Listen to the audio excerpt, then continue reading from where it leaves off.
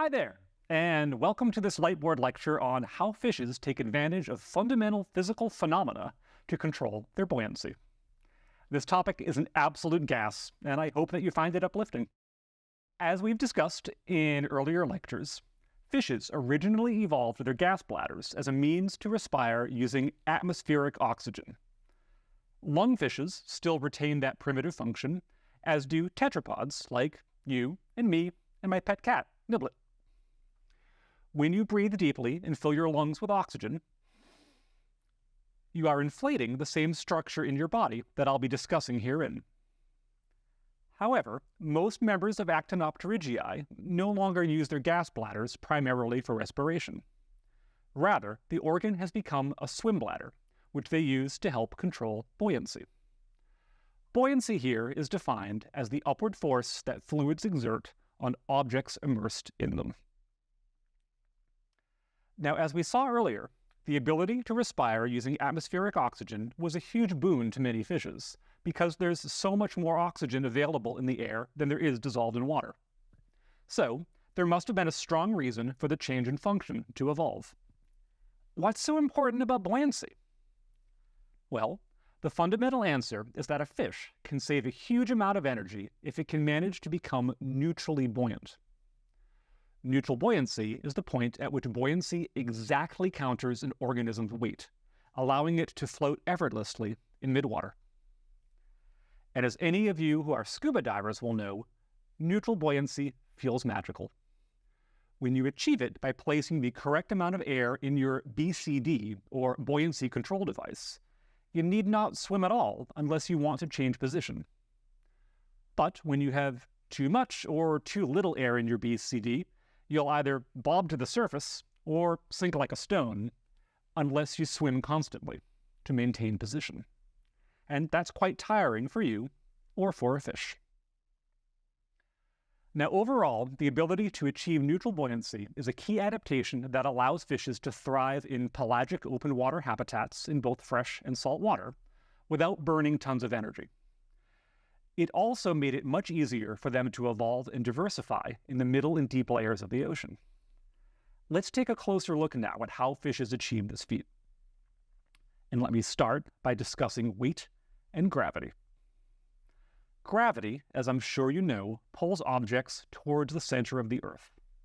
It's the force that allows me to stand here before you to record this lecture, without flying off the Earth towards the ceiling or the sky.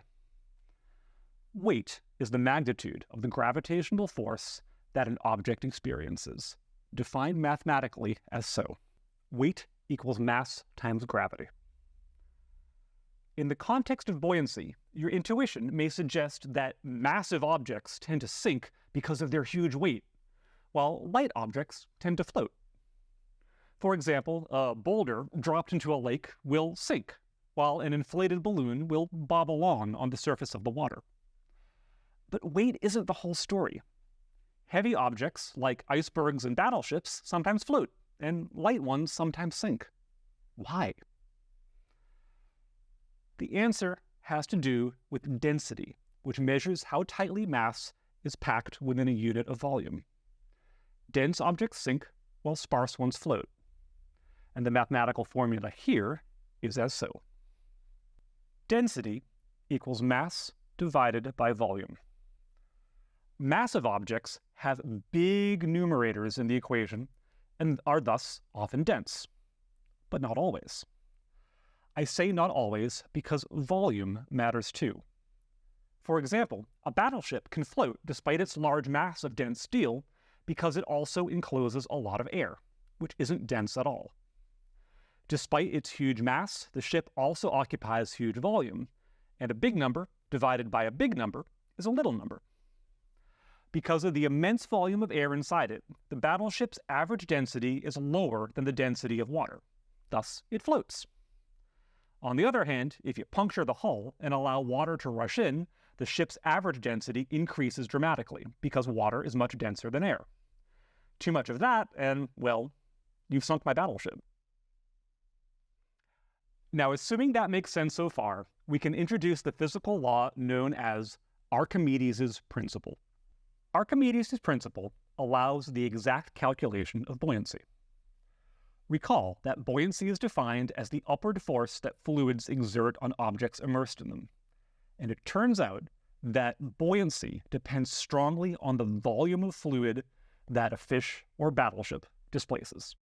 Specifically, the buoyant force equals rho g times v subscript f, where rho is the density of the fluid, g is the force of gravity, and v subscript f is the volume of the fluid that the immersed object displaces. Now recall that density is mass divided by volume, so I can rewrite this equation like this. So here, the buoyant force equals the mass of the displaced fluid divided by the volume of the displaced fluid, this is the density, times gravity times the volume of the displaced fluid. The volumes of the displaced fluid cancel out, leaving just the mass of the displaced fluid times gravity. That's the weight of the displaced water. In plainer English then, the upward buoyant force exerted on a body immersed in a fluid equals the weight of the fluid that the body displaces. This is the fundamental reason why massive things can float at the surface of a body of water. They displace a great deal of water, and the displaced water weighs more than the object does. Floating objects distribute their mass through a greater volume than a comparable mass of water would occupy. In other words, they are less dense than water is. Now, those of you who like mathematical explanations may be experiencing an aha moment right now, while others may find this less intuitive. If you're struggling a bit and feeling deflated, feel free to rewind me and listen again. This take-home may also help. To make an object more buoyant, increase its volume, and thereby decrease its density. Let me pull all this together with respect to fishes. Here's an exemplar fish seeking to control its buoyancy. Its weight, W equals m times g, pulls it down. But its buoyancy, rho times g times v subscript f, pulls it up, pushes it up. Fishes are denser than water, particularly bony fishes, because bone is dense. That means that their mass is concentrated in relatively small volume, and their weight exceeds their buoyancy. So, without doing something, they will sink.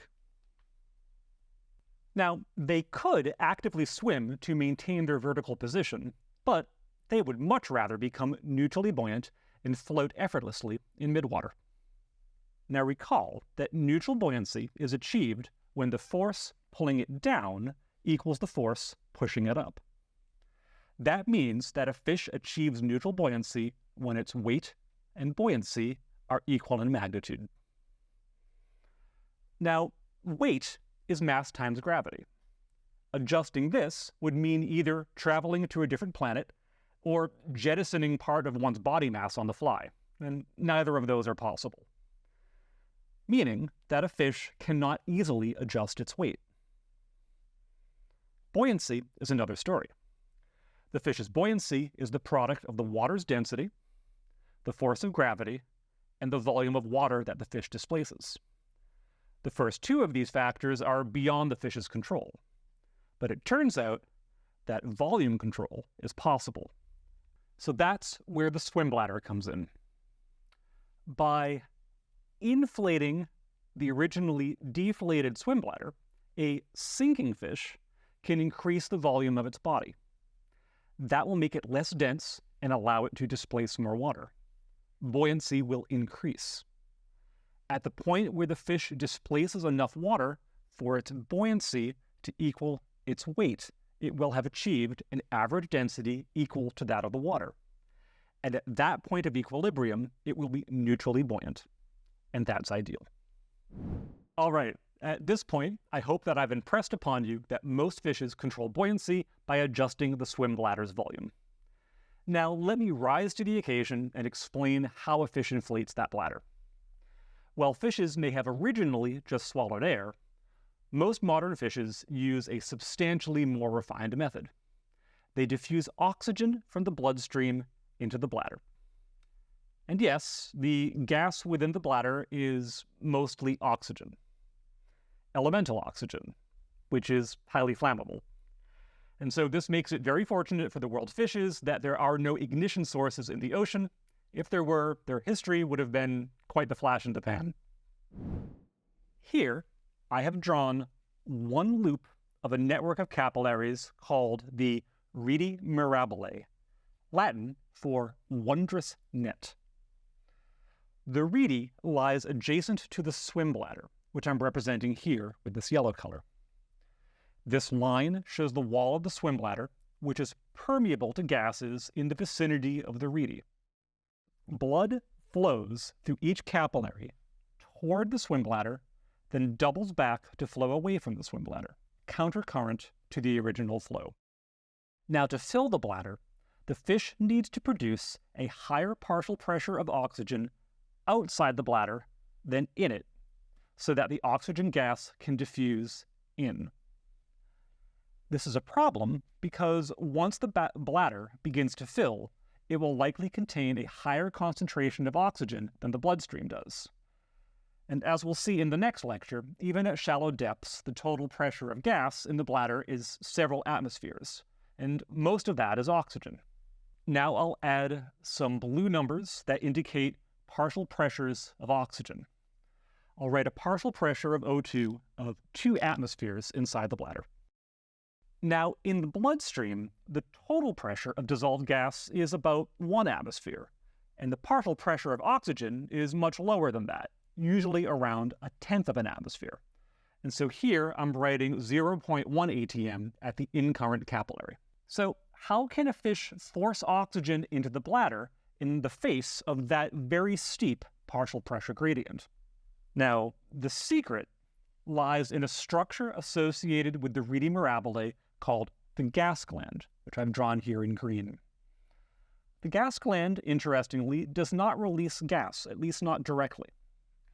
The gas gland releases lactic acid, which lowers pH and acidifies the blood. You may recall from the respiration lectures that hemoglobin's affinity for oxygen depends upon pH, and that even subtle shifts in acidity can shift the hemoglobin saturation curve left or right via the Bohr effect. The lactic acid produced by the gas gland takes things a step further and depresses hemoglobin's maximum carrying capacity for oxygen in a phenomenon called the root effect. In the presence of strong lactic acid, hemoglobin will drop 50% or more of the oxygen that it was carrying into the bloodstream. And remember that oxygen bound to hemoglobin exerts no partial pressure, but free oxygen does. And so the release of oxygen from hemoglobin momentarily spikes the partial pressure of oxygen within the Rete mirabile higher than the partial pressure of oxygen in the swim bladder. So here, I've written in a value of 3 atmospheres at the fire ring gas gland from our example. Oxygen then dutifully flows down the partial pressure gradient into the bladder until the gas gland stops firing acid into the bloodstream. Once the gas gland stops releasing lactic acid, the flow of blood through the capillaries rapidly flushes the acid out and dilutes it. Hemoglobin's carrying capacity returns to normal. Any free oxygen in the bloodstream reattaches to the hemoglobin molecules, the partial pressure gradient returns to normal, and the bladder stops inflating. Pretty neat, right? Now, you may have noticed that the cessation of acidification introduces another problem. Once the fish has built up a high pressure of oxygen in the swim bladder and the blood returns to normal acidity, what prevents the gas from diffusing back into the bloodstream and deflating the bladder? Here, the countercurrent flow within the Rete mirabile comes to the rescue. In short, the gas does diffuse out of the swim bladder, but it doesn't get very far. Let's take a closer look. I'm adding some numbers to our drawing that show the partial pressure of oxygen at various points of the flow of blood through this loop of the capillaries at normal blood pH. Within the bladder itself, let's say that the partial pressure of oxygen is about 2 atmospheres. The partial pressure of oxygen in the incoming bloodstream will be much lower than that, even if the blood is highly oxygenated, because most of the O2 will be bound to hemoglobin. The partial pressure of the free O2 in the bloodstream of a fish's arteries is usually around 1/10 of an atmosphere. Now, as the blood approaches the inflated gas bladder, some of the oxygen will leak out of the bladder, greatly increasing the partial pressure of oxygen in the bloodstream as it makes the turn and begins to flow away from the bladder. Here, I've marked a partial pressure of about 1 atmosphere. But the walls of the capillaries are permeable to oxygen, and the now highly oxygenated outflow runs countercurrent to the less oxygenated inflow. Oxygen therefore leaks from the outflow to the inflow. So I've marked about 0.8 atmospheres here and here, and I'm adding arrows showing the transfer of O2 from the excurrent to the incurrent capillary. The inflow then carries that oxygen back to the swim bladder. Now, the further away the outflow gets from the swim bladder, the more O2 has leaked into the inflow, which sweeps it right back to where it started. The net effect creates a recirculation system that retains and maintains these high concentrations of oxygen in the immediate vicinity of the gas bladder.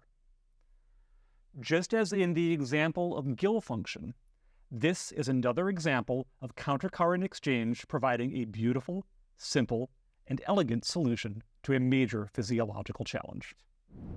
I do have more to tell you about buoyancy, but I think that this may be enough for one lightboard presentation. If this all made sense, then I hope that I've lifted your spirits and inflated your confidence. But if you have a sinking feeling deep within your chest where your own gas bladder resides, don't hesitate to reach out to me or your instructor to get some extra clarity. And with that, this is Dr. Sid signing off and wishing you best fishes.